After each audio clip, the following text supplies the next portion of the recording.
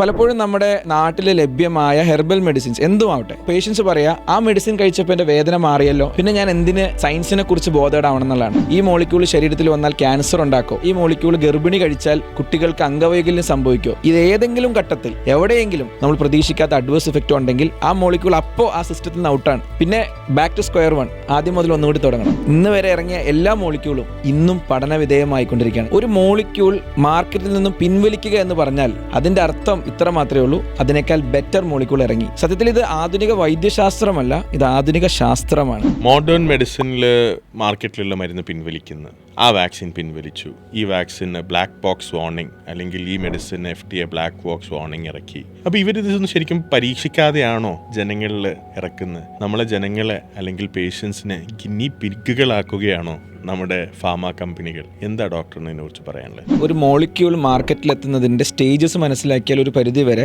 ഈ സംശയങ്ങളെല്ലാം മാറും. ഞാൻ ചുരുക്കി പറയാം, ഈ മോളിക്യൂൾ എങ്ങനെയാണ് മാർക്കറ്റിൽ എത്തുന്നതെന്ന്. ഒരു 4 പ്രോസസ്സിലൂടെയാണ് പ്രധാനമായിട്ടും പോകുന്നത്. ഒരു ഡിസ്കവറി ആൻഡ് ഡെവലപ്മെന്റ് ഫേസ് ഉണ്ട്, ഒരു പ്രീ ക്ലിനിക്കൽ ട്രയൽ ഉണ്ട്, ഒരു ഹ്യൂമൻ ക്ലിനിക്കൽ റിസർച്ച് ഉണ്ട്, ഒരു പോസ്റ്റ് മാർക്കറ്റിംഗ് സർവേലൻസും ഉണ്ട്. ഒരു ഡിസ്കവറി സ്റ്റേജിൽ, അതായത് ഏകദേശം ഒരു 5 to 6 ഇയേഴ്സോളം നീണ്ടു നിൽക്കുന്ന ഒരു സ്റ്റേജാണ്. ഇവിടെ മോഡേൺ മെഡിസിൻ്റെ ഒരു സ്വഭാവം എന്ന് പറയുന്നത് evidence will leads to the medicine എന്നുള്ളതാണ്. എവിഡൻസ് ബേസ്ഡ് മെഡിസിനുമാണ്. ഇപ്പോൾ ഞാൻ പറഞ്ഞു ഡിസ്കവറി ആൻഡ് ഡെവലപ്മെൻറ്റ് സ്റ്റേജിൽ ആക്ച്വലി നമ്മൾ ആദ്യം പഠിക്കുന്നത് മരുന്നല്ല, ആദ്യം പഠിക്കുന്ന ആ ഡിസീസാണ്, ആ ഡിസീസ് പ്രോസസ്സാണ്. ആദ്യമായിട്ട് നമ്മൾ ആ ഡിസീസിനെ പഠിക്കുമ്പോൾ അതിൻ്റെ സെല്ലുലാർ ലെവലിൽ മോളിക്കുലാർ ലെവലിലെത്തും. മോളിക്കുലാർ ലെവലിൽ എത്തിയിട്ട് എന്താണ് അവിടെ നടക്കുന്ന പ്രോസസ്സ് എന്ന് കണ്ടുപിടിക്കും. എന്ത് രാസപ്രവർത്തനമാണ്, എന്ത് മെക്കാനിസമാണ്, ഇൻഫ്ലമേഷനാണ് അവിടെ നടക്കുന്നതെന്ന് കണ്ടെത്തും. ശേഷം അതിനൊരു ടാർജറ്റിനെ കണ്ടെത്തും, ഒരു മോളിക്കുലാർ ടാർജറ്റ്. അത് ആ പ്രോസസ്സിനെ ഡാമ്പൻ ചെയ്യിക്കുന്ന, ആ പ്രോസസ്സിനെ സ്റ്റോപ്പ് ചെയ്യുന്ന ഒരു ടാർജറ്റ് ആയിരിക്കും. ഫോർ എക്സാമ്പിൾ അതൊരു പ്രോട്ടീൻ ആയിരിക്കാം, അല്ലെങ്കിൽ ഒരു എൻസൈം ആയിരിക്കാം, അല്ലെങ്കിൽ മറ്റെന്തെങ്കിലും ആയിരിക്കും. അപ്പോൾ ആദ്യമായിട്ട് നമ്മൾ കണ്ടെത്തുന്നത് എന്താണ്?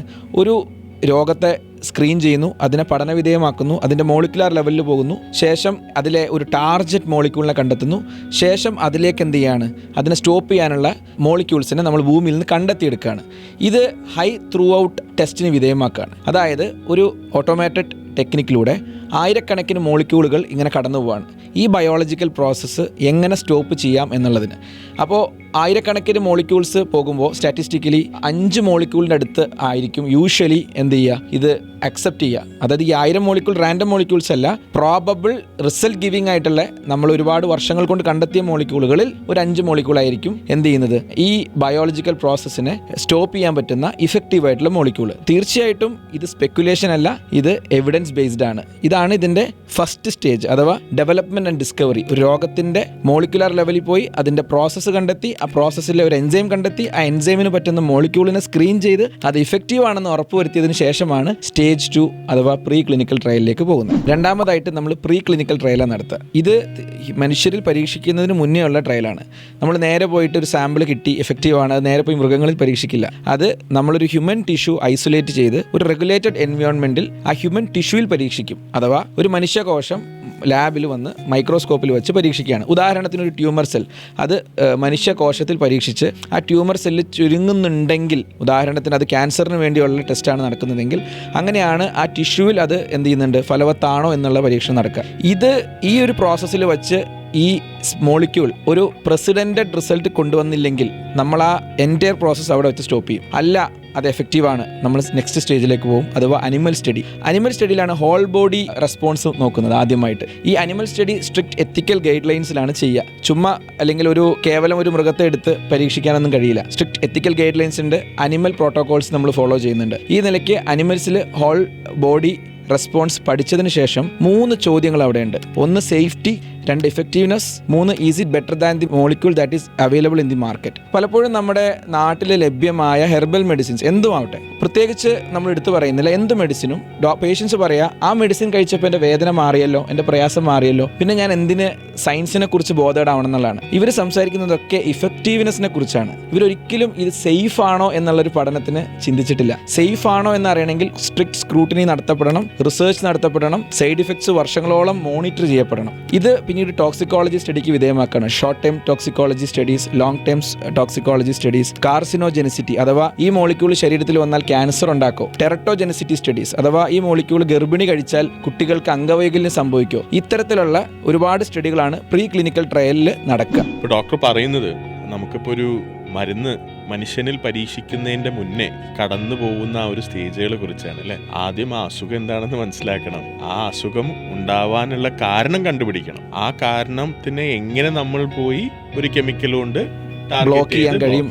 ശേഷം അത് ഐസൊലേറ്റഡ് ആയിട്ടുള്ള മനുഷ്യകോശങ്ങളിൽ പരീക്ഷിക്കണം. മനുഷ്യനിലല്ല, കോശങ്ങളിൽ, അഥവാ മനുഷ്യനിൽ നിന്നും അടർത്തിയെടുത്ത ലബോറട്ടറിയിലെ സ്ലൈഡുകളിലുള്ള കോശങ്ങളിൽ പരീക്ഷിക്കണം. ആ കോശങ്ങളിൽ വിജയിച്ചാൽ മാത്രമേ മൃഗങ്ങളിൽ എത്തുന്നുള്ളൂ. ആ മൃഗങ്ങളിൽ പരീക്ഷിച്ച് വിജയിച്ച് അതിന് സൈഡ് ഇഫക്ട്സ് ഇല്ല, അത് ക്യാൻസർ ഉണ്ടാക്കില്ല, അത് ഗർഭിണികൾക്ക് പ്രയാസം ഉണ്ടാക്കില്ല, അതിന് ടോക്സിക്കോളജി സർവേ നടത്തി അല്ലെങ്കിൽ ടോക്സിക്കോളജി സ്ക്രീനിങ് നടത്തി അതിൻ്റെ ഫലപ്രാപ്തി ഉറപ്പുവരുത്തിയതിന് ശേഷമാണ് യഥാർത്ഥത്തിൽ മനുഷ്യനിലേക്ക് വരുന്നത്. അതായത് മാർക്കറ്റിലേക്കല്ല, മനുഷ്യനിലേക്ക് ആ ട്രയൽ വരുന്നത്. ഈ മരുന്ന്, ഈ മോളിക്യൂൾ പിന്നീട് നമ്മൾ പോകുന്നത് സ്റ്റേജ് 3യിലേക്കാണ്. സ്റ്റേജ് 3 ആണ് പരമപ്രധാനമായ സ്റ്റേജ്, അഥവാ ഹ്യൂമൻ ക്ലിനിക്കൽ ട്രയൽ. ഏകദേശം 6-7 വർഷം നീണ്ടു നിൽക്കുന്ന ഒരു സ്റ്റേജാണ്. ഇതിൻ്റെ ഉള്ളിൽ 4 ഫേസുകളുണ്ട്. ഈ 4 ഫേസുകൾക്ക് മുമ്പ് ആദ്യം ഈ മോളിക്യൂൾ ഒരു റെഗുലേറ്ററി ബോഡികളിൽ സബ്മിറ്റ് ചെയ്യപ്പെടും. ഉദാഹരണത്തിന് നമ്മുടെ FDA അമേരിക്കയിലാണെങ്കിൽ, ഇന്ത്യയിലാണെങ്കിൽ കൺട്രോളർ ഫോർ ഡ്രഗ് ജനറൽ എന്ന് പറഞ്ഞിട്ട് നമ്മൾ അവിടെ സബ്മിറ്റ് ചെയ്ത് അത് അപ്രൂവ് കിട്ടിയതിന് ശേഷമാണ് ക്ലിനിക്കൽ ട്രയലുകൾ ആരംഭിക്കുക. ആദ്യമായിട്ട് ഒരു 50 to 100 പീപ്പിളിൽ ഇത് ടെസ്റ്റ് ചെയ്യുന്നു. അത് ഹെൽത്തി ഇൻഡിവിജ്വൽസ് ആയിരിക്കും. അതെ, 50 to 100 ഹെൽത്തി ഇൻഡിവിജ്വൽസ് ചെയ്യും. അവിടെ നമ്മൾ സേഫ്റ്റി നോക്കും. എങ്ങനെയാണ് നോക്കുക എന്ന് വെച്ച് കഴിഞ്ഞാൽ നേരെ പോയിട്ട് ആ ഡോസ് അങ്ങോട്ട് കൊടുക്കുകയല്ല. അല്ല, ഇതിന് മുന്നേ നമ്മൾ ഈ സ്റ്റഡിയിലോട്ട് പേഷ്യൻസിനെ കൊണ്ടുവരുന്നതിൻ്റെ മുന്നേ ഇവരൊക്കെ കൺസെൻറ്റ് വാങ്ങിച്ചിട്ട് അവരുടെ പൂർണ്ണ സമ്മതത്തോടെ യാതൊരു തരത്തിലുള്ള ഫിനാൻഷ്യൽ മോട്ടീവ്സോ ഒന്നുമില്ലാതെ 100% ഉറപ്പുവരുത്തി ഒരു കൺസെൻറ്റ് വാങ്ങിച്ചിട്ടാണ് നമ്മൾ ഈ പേഷ്യൻസിനെ സ്റ്റഡിയിൽ. ഇതിൻ്റെ ഫസ്റ്റ് സ്റ്റെപ്പ് എന്ന് പറയുന്നത് ഒരു ഇൻഫോംഡ് കൺസെൻറ്റ് വാങ്ങിക്കുക എന്നുള്ളതാണ്. അപ്പോൾ ഈ 50 to 100 ഹെൽത്തി ഇൻഡിവിജ്വൽസിൽ നമ്മൾ ഡോസ് മെല്ലെ മെല്ലെ കൂട്ടി, അതായത് ഇതിനെന്താണ് ഇതിൻ്റെ ടാർഗറ്റ് ഡോസ്, ആ ഡോസിൽ എത്തുന്നതിന് മുന്നേ മെല്ലെ മെല്ലെ കൂട്ടി നമ്മളൊരു സ്ട്രിഞ്ചൻറ്റ് സ്ക്രീനിങ് നടത്തും. ഞാൻ ഒരു കാര്യം ആവർത്തിച്ച് വ്യക്തമാക്കുന്നത്, ഇത് ഏതെങ്കിലും ഘട്ടത്തിൽ എവിടെയെങ്കിലും ഒരു അൺപ്രസിഡൻറ്റഡ് ഓർ അൺആൻറ്റിസിപ്പേറ്റഡ് സൈഡ് ഇഫക്റ്റോ നമ്മൾ പ്രതീക്ഷിക്കാത്ത അഡ്വേഴ്സ് ഇഫക്റ്റോ ഉണ്ടെങ്കിൽ ആ മോളിക്യൂൾ അപ്പോൾ ആ സിസ്റ്റത്തിൽ നിന്ന് ഔട്ടാണ്. പിന്നെ ബാക്ക് ടു സ്ക്വയർ 1, ആദ്യം മുതൽ ഒന്നുകൂടി തുടങ്ങണം. സ്റ്റേജ് 2ൽ എത്തുമ്പോഴാണ് ആദ്യമായിട്ട് പേഷ്യൻ്റ് ഈ മോളിക്യൂൾ കാണുന്നത്. ഒരു 100 to 500 പേഷ്യൻസിൽ ഈ മോളിക്യൂൾ പിന്നീട് സ്ക്രീൻ ചെയ്യാണ്. സ്റ്റേജ് 3 എത്തുമ്പോൾ 1000 to 5000, 10,000 ആ റേഞ്ചിൽ പോകും. അതൊരു 4 to 5 ഇയേഴ്സ് സ്റ്റേജാണ്. അതിനുശേഷമാണ് ഈ മോളിക്യൂൾ മാർക്കറ്റിലെത്തുക. പിന്നീട് അത് പോസ്റ്റ് മാർക്കറ്റിംഗ് സർവൈലൻസിന് വിധേയമാകും. അഥവാ ഇന്ന് വരെ ഇറങ്ങിയ എല്ലാ മോളിക്യൂളും ഇന്നും പഠന വിധേയമായിക്കൊണ്ടിരിക്കുകയാണ്. ഞാൻ എപ്പോഴും ചിന്തിക്കാറുണ്ട്, നമ്മൾ സാധാരണ കഴിക്കുന്ന ഭക്ഷണം, ഈ ഭക്ഷണം എപ്പോഴും ഇത്ര അധികം സ്ക്രീൻ ചെയ്യപ്പെട്ടിട്ടുണ്ടാവില്ല, ഇത്രയധികം സ്റ്റഡി ചെയ്യപ്പെടുന്നുണ്ടാവില്ല. ആ നിലയ്ക്ക് അത്രയും റെഗുലേറ്റഡ് ബോഡീസിൻ്റെ അണ്ടറിൽ ക്രിട്ടിക്കലായിട്ട് സ്ക്രൂട്ടിനി ചെയ്യപ്പെടുന്നതാണ് ഓരോ മോളിക്യൂളും. ഒരു മോളിക്യൂൾ മാർക്കറ്റിൽ നിന്നും പിൻവലിക്കുക എന്ന് പറഞ്ഞാൽ അതിൻ്റെ അർത്ഥം ഇത്ര മാത്രമേ ഉള്ളൂ, അതിനേക്കാൾ ബെറ്റർ മോളിക്യൂൾ ഇറങ്ങി. ഞാൻ പറഞ്ഞല്ലോ, it has to be safe, it has to be effective and it has to be better. DeepSeek വന്നാൽ ChatGPT അപ്രസക്തമാവും. But that doesn't mean ChatGPT ഒരു കോൺട്രിബ്യൂഷനും സൊസൈറ്റിക്ക് ചെയ്തില്ല എന്നതിന് അർത്ഥമില്ല. ChatGPT വന്നു, അതിനുശേഷം ഡീപ് സീക്ക് വന്നു. ChatGPT ഡീപ് സീക്ക് ബെറ്റർ ആണ് എന്ന് ചിലർ പറയുന്നു, അതുകൊണ്ട് അത് ചർച്ചയിൽ ഇടം പിടിക്കുന്നു. That doesn't invalidate the status or the presence or the influence of ChatGPT അല്ലേ. അതെ, ഈ ഒരു എക്സാമ്പിൾ വെച്ചിട്ട് തന്നെ പറയാം, ഇതൊക്കെ പുതുതായിട്ട് വന്നൊരു കാര്യങ്ങളാണ്. ഇതിനെക്കുറിച്ച് ഇനിയും പഠനങ്ങൾ വേണം, ഇനിയും പഠിച്ചുകൊണ്ടിരിക്കണം. അപ്പോഴാണ് ഇതിൻ്റെ ഫാലസീസും കാര്യങ്ങളും നമ്മൾ അറിയുന്നത്. ഇത് തന്നെയല്ലേ നമ്മുടെ ഫാർമസി ഇൻഡസ്ട്രിയിലും നടക്കുന്നത്. അതായത് ഇത്രയും പ്രോസസ്സ് കഴിഞ്ഞ് മാർക്കറ്റിൽ ഇറങ്ങിയ ഒരു ഡ്രഗ്, അതും തുടർ പഠനത്തിന് വിധേയമായിക്കൊണ്ടിരിക്കുകയാണ്. ഒരു കണ്ടിന്യൂസ് പ്രോസസ്സാണ്. അപ്പം ഇങ്ങനെയാണ് ഒരു ഡ്രഗ് മാർക്കറ്റിലോട്ട് ഇറങ്ങുന്നത് എന്ന് സത്യം പറഞ്ഞാൽ ഒരുപാട് പേർക്ക് അറിയില്ല. അതെ, ഒരു സയൻസിലൊരു statement, science doesn't stop at doubt എന്നാണ്. അതായത് വേണമെങ്കിൽ ഒരു 10 കൊല്ലം പഠിച്ചിട്ട് അതങ്ങോട്ട് സ്റ്റോപ്പ് ചെയ്യാം. പക്ഷേ സയൻസ് ക്രിയേറ്റ് ചെയ്തു വച്ചിരിക്കുന്ന ഒരു ഡിഫിക്കൽട്ട് ചെയിൻ എന്താണെന്ന് വെച്ച് കഴിഞ്ഞാൽ, ഒരു മോളിക്യൂളിന് എത്ര വർഷം കഴിഞ്ഞാലും അല്ലെങ്കിൽ എത്ര സാമ്പിൾ സൈസ് കഴിഞ്ഞാലും എത്ര ആളുകൾ പരീക്ഷിക്കപ്പെട്ടാലും ഒരു റെയർ ആയിട്ടുള്ള ഒരു പ്രസൻറ്റേഷൻ വന്നാലോ എന്നുള്ളതാണ്.